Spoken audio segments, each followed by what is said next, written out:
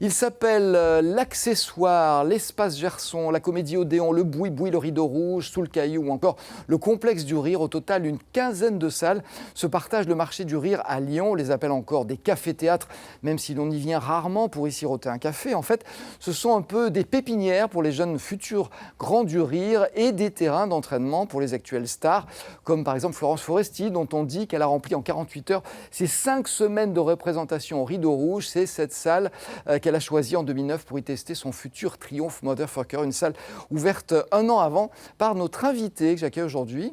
Bonjour Stéphane Cazès. Bonjour. Merci de nous avoir rejoints sur ce plateau.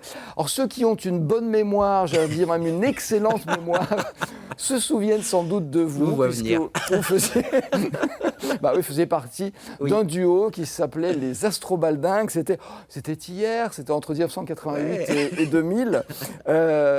Vous êtes passé de sur la scène à derrière la scène, mais en alternant un peu. C'est difficile de quitter complètement le monde artistique pour le monde des affaires. Je pense même que si vous voulez diriger un théâtre, vous ne pouvez pas ne pas avoir un pied dans l'artistique, ça serait un non-sens. Mais c'était quoi ? C'était une sécurité ou Oui. Ouais, c'est un métier difficile, artiste, qui offre pas forcément toujours des opportunités sur le long terme. Et donc, avec mon collègue de l'époque, Didier Nathan, on va apercevoir entre des images de Astrobaldingues. Mon Dieu. Mon Dieu, on a décidé d'assurer un peu nos arrières en montant le Boui-Boui il y a maintenant 23 ans, 24 ans. Et en continuant notre carrière d'artiste qui s'est achevée assez rapidement, il faut bien le dire. Regardez comme vous étiez beau. J'ai peur.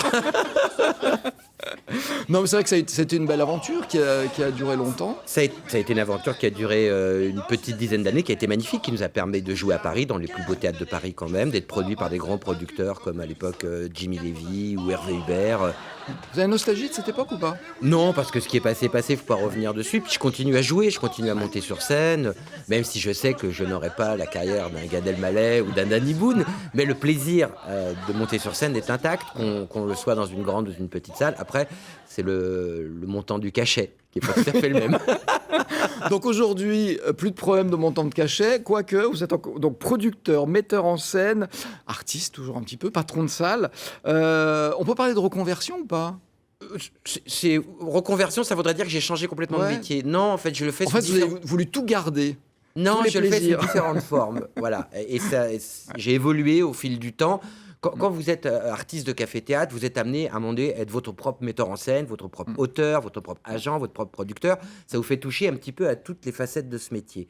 Et puis, comme ma carrière d'artiste à 100% avec les Astrobaldingues s'est terminée à un moment donné parce que le succès n'était pas au rendez-vous, en tout cas le succès escompté, eh bien, ce que j'avais appris sur le terrain, j'en ai fait bénéficier d'autres artistes en étant leur producteur. J'ai produit notamment Stéphane Guillon, Jérôme Commandeur. Et vous avez bien fait parce qu'il y a eu d'énormes succès, on en parlera dans un instant.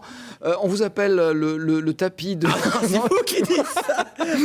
Le tapis du café d'Anne. Non, c'est moi qui plaisante. Ça, vous avez eu jusqu'à combien de salles ? Alors, sur les quinzaines que compte Lyon, la quinzaine. J'en ai eu 3, plus le plus grand théâtre d'Avignon qui était le Palace. Ouais. Aujourd'hui, il me reste le Boui-Boui et le Rideau Rouge. Voilà. Et puis... Parce que la Comédie Odéon, enfin, pour expliquer aux non-lyonnais, c'était un cinéma qui avait fait faillite, que vous avez repris, vous avez relancé comme justement un café-théâtre. Aujourd'hui, vous avez cédé vos parts, mais c'est vrai que c'était une belle idée, une belle réussite. Aujourd'hui, il vous reste 2 salles. Est-ce que parce qu'il y a de plus en plus de salles, ça veut dire que les gens vont de plus en plus au théâtre, ou c'est le contraire ? Moi, je pense que plus il y a de salles, plus il y a d'offres, plus ça favorise la demande. Après, évidemment, parce que qu'est-ce qui explique qu'à Lyon, on ait autant de cafés-théâtres et que ça marche aussi bien ? Mais je pense qu'il y a une tradition, et vous l'avez dit dans votre introduction, qui remonte sans doute à Guignol, donc ça remonte à très loin, qui est dans l'ADN, c'est un mot un peu à la mode du cœur des Lyonnais, d'aller au spectacle, d'aimer rigoler, la satire, un peu la provocation. Et il y a toujours eu des petites salles à Lyon. Et le café-théâtre est une place forte à Lyon. Au niveau national, on est reconnu pour ça. Il y a, entre guillemets, une école lyonnaise du café-théâtre. Et plus il y a eu de salles, plus ça a ouvert le champ au public qui découvre le plaisir d'aller au café-théâtre. Alors justement, c'est quoi ce plaisir ? Pour ceux qui nous écoutent et qui ne connaissent pas, parce que c'est vrai que des cafés-théâtres, il n'y en a pas partout. On a beaucoup de chance à Lyon. C'est quoi finalement un café-théâtre ? La promesse du café-théâtre, c'est que vous allez vous marrer pour pas cher. Voilà. Essentiellement, c'est ça. Bon, c'est une belle promesse déjà. C'est une belle promesse. Et après, si on creuse un peu, C'est une porte d'entrée sur l'univers du théâtre. Souvent, on se dit, oh, je vais pas aller au théâtre, c'est pas pour moi, c'est trop cher, c'est guindé, je vais m'ennuyer. C'est une porte d'entrée pour les gens qui se disent, tiens, j'aime quand même aller voir du spectacle vivant. Et aussi, vous allez découvrir les artistes qui seront les vedettes de demain. Les Florence Foresti, puisqu'elle est lyonnaise et qu'elle a démarré au Boui-Boui. Mais aussi des gens comme Jonathan Lambert, comme Gad Elmaleh, comme Danny Boone. Toutes les grandes stars d'aujourd'hui, de l'humour, elles ont démarré dans des cafés-théâtres. Donc, si vous allez aujourd'hui au café-théâtre, dans 3, 4, 5 ans, vous allez retrouver les artistes que vous avez découverts et qui seront des vedettes. Oui. Alors, forcément. Ce sont des petits théâtres, les cafés-théâtres. Petits théâtres, mais parfois très grands succès et même triomphes. On vous doit l'un des plus grands triomphes du café-théâtre. Ça s'appelle « Arrête de pleurer, Pénélope ». On va voir un petit extrait, puis on vous dira après ce que c'est, parce que c'est un vrai phénomène. Regardez. Oh, allez! T'affole pas, Berthe, c'est un tango. Ah ouais. Eh ben, y a pas mort d'homme. Eh ben non. Un de perdu. Un perdu, crac. Bon, Pénélope, par pitié, reprends-toi en main. Hein? T'es tellement tourné vers les autres, hein, tu sais que ça c'est plus fort que toi, hein. Alors ça, bien sûr, pour les handicapés, alors là on met le réveil, hein. Ah, ça, pour les plantes vertes, pour les poissons rouges, hein. Là, y a du monde, hein. Et puis pour Pénélope, y a plus personne. Alors, ça va bien. Ça va bien du tout, même. Pénélope, les basiques. Reste toi-même. Deviens ta meilleure amie. Ton corps est ton logis. Et n'oublie jamais, pute quand je veux, soumise si je veux. D'accord. Alors là, j'allais dire, c'est la version grand luxe, parce qu'il y a un beau décor. Oui. Moi, je l'ai vu, il y avait une scène de 2 mètres carrés. Le décor, il y a peut-être un petit pupitre. Ça, c'est la pièce de café-théâtre qui a réussi plus de 2 millions de spectateurs, c'est ça? Oui, c'est ça. Ça s'explique comment, un succès pareil? Je pense qu'on répondait à une demande.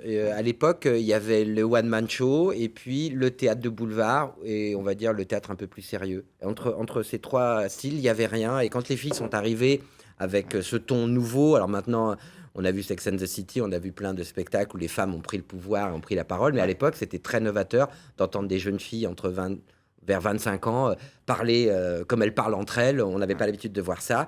Et ça a été un formidable bouffée d'oxygène, de fraîcheur. Le public s'est engouffré dans la brèche.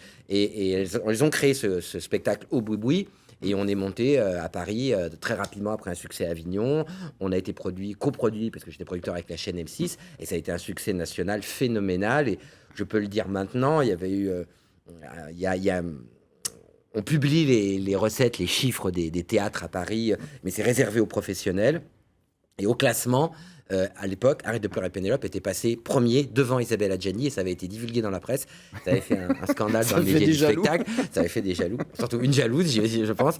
Et ça a été un énorme succès qui nous a dépassé et qui a ouvert la porte à plein de jeunes artistes qui se sont dit mais si 3 filles inconnues avec un producteur inconnu peuvent y arriver, alors nous aussi on peut le faire. Et il y a eu plein de succès de café-théâtre qui se sont déclenchés derrière avec une nouvelle génération d'artistes, d'auteurs français, parce qu'à l'époque, il faut savoir, on allait chercher les auteurs en Angleterre où c'était les auteurs du répertoire classique, il n'y avait pas de jeunes Alors auteurs. qu'il y a un vivier dans la région, on en parlera dans un instant. Énorme. Parmi ces artistes de talent, vous l'avez cité tout à l'heure, Florence Foresti, qui a débuté en solo chez vous, parce que avant d'être en solo, elle a fait partie d'un trio Absolument. qui s'appelait les Taupes Modèles. On en a là quelques images.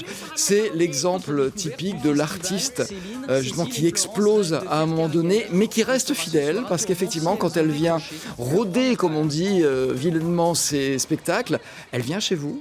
Alors, elle vient dans les cafés-théâtres lyonnais, on va être Voilà. honnête. Quand je dis chez vous, c'est dans les cafés Voilà, lyonnais, elle est parce venue qu'elle au donne un Rideau peu à tout le Rouge monde. pour Motherfucker et si je dis pas de bêtises, celui d'après, elle l'a rodé au Madame complexe Foresti. du Rire. Voilà. Mais c'est vrai qu'elle est fidèle à sa ville, à ses origines, à ses racines. C'est une façon aussi, je pense, il faudrait lui poser la question à elle, mais de renvoyer l'ascenseur, parce que s'il n'y avait pas eu ces petits cafés-théâtres dans lesquels elle a pu s'exprimer et faire grandir son talent avant d'aller s'exporter à Paris, il n'y aurait peut-être pas Florence Foresti aujourd'hui, quoi. Oui. Mais alors, c'est pas la seule à venir rôder ces spectacles. Est-ce que ça veut dire qu'à Lyon, il y a un public particulier qui fait que si ça marche ici, on est sûr que ça va marcher ailleurs? Public Alors, plus exigeant? Moi, je dirais un public de connaisseurs. Voilà. Le public lyonnais, il va beaucoup, on l'a dit, il va beaucoup au café-théâtre. Donc, à force d'y aller, évidemment, il peut avoir une forme d'exigence en disant, Il y a une quand c'est un peu expertise. plus faible, d'être moins réceptif. Mais c'est vrai que les artistes, quand ils sont arrivés à s'installer, à créer à Lyon, à générer un bouche à oreille, ils peuvent être rassurés par rapport au public parisien qui est de loin le plus exigeant. Parce qu'il y a une espèce de correspondance entre la facilité du public de venir à Lyon dans les théâtres et donc d'apprécier et de reconnaître les talents. Et un dernier mot, parce que le temps passe très vite. Qui sont les Florence Foresti de demain? Parce qu'il y a des filles aussi. C'est vrai que les filles ont été soutenues à Lyon. Les filles ont pris le pouvoir. Alors, je vais citer des filles et des garçons parce que, comme vous l'avez dit, je fais des mises en scène. Et au Boui-Boui, je fais des mises en scène de jeunes artistes, puisque la salle est faite pour ça, pour faire découvrir des jeunes artistes. On a 3 Lyonnais actuellement qui ont passé la saison dernière au Boui-Boui et qui sont maintenant à Paris au Café Théâtre des Blancs-Manteaux. Vous avez Alex Ramirez, vous avez Jérémy Crédville et vous avez Yann Guillarme. Et ils sont très prometteurs puisqu'Alex Ramirez vient de signer avec le producteur de Jeff Panaclock, ce qui n'est pas rien. Et puis dans ceux qui arrivent, la nouvelle génération, il y a une jeune fille très très talentueuse qu'il faudra venir voir au Boui-Boui, qui s'appelle Thaïs Vauquer, qui joue actuellement dans un petit peu toutes les pièces sur Lyon, mais qui va faire son one-man show. Ça sera une création à 100%. Et pour le coup, si les petits cochons la mangent pas, c'est peut-être une future Florence Foresti. Merci. On a bien écouté leur nom. Voilà. Et puis dire qu'il y aura une 2e édition du festival juste pour Lyon, Festival dont du je Rire. fais la production exécutive pour Juste pour Rire, qui aura lieu en septembre prochain. Et j'espère que vous m'inviterez pour que je revienne en parler. Avec grand plaisir. Merci Stéphane Cazès d'avoir été avec nous aujourd'hui.